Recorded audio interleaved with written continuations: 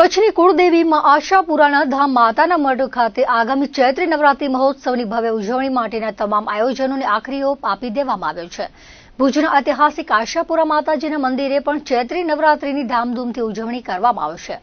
ભુજના આશાપુરા મંદિરના પૂજારી જનાર્દનભાઈ દવે આ પર્વનું મહત્વ સમજાવતા જણાવ્યું હતું કે હિન્દુ ધર્મમાં આવતી 4 નવરાત્રી પૈકી ચૈત્રી નવરાત્રીનું વિશેષ મહત્વ છે અને તેનું અનુષ્ઠાન પણ આસો નવરાત્રી જેટલું જ ફળદાયી માનવામાં આવે છે।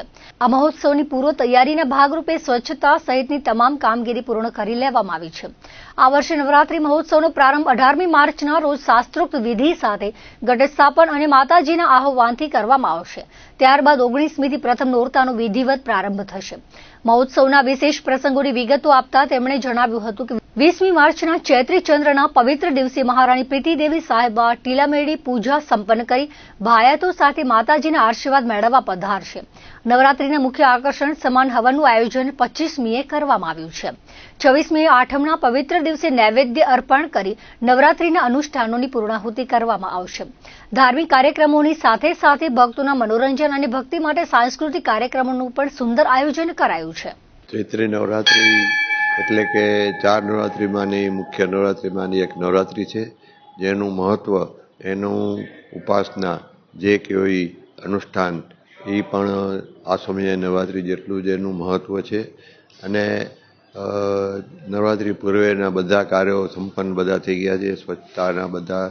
અને આવતીકાલે એટલે કે 18 તારીખે સાંજના 6:15 સવા 6 વાગે ઘટ સ્થાપન કરવામાં આવશે અને માતાજીનું આહવાન કરવામાં આવશે।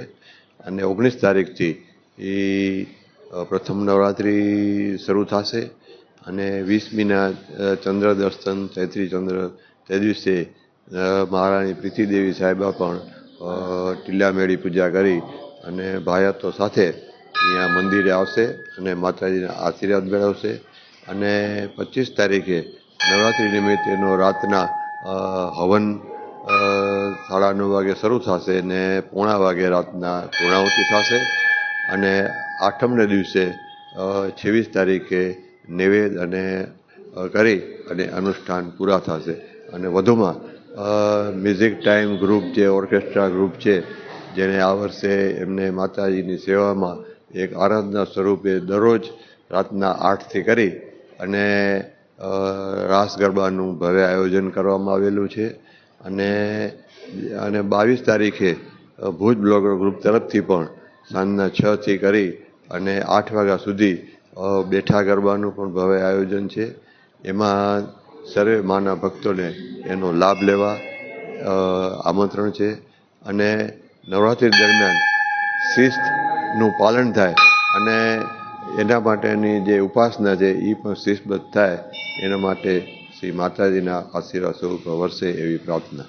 આસો નવરાત્રીનો બહુ મોટો મહિમા હોય છે, પરંતુ એની સાથે સાથે ચૈત્ર મહિનાની નવરાત્રીનો પણ બહુ મોટો મહિમા છે।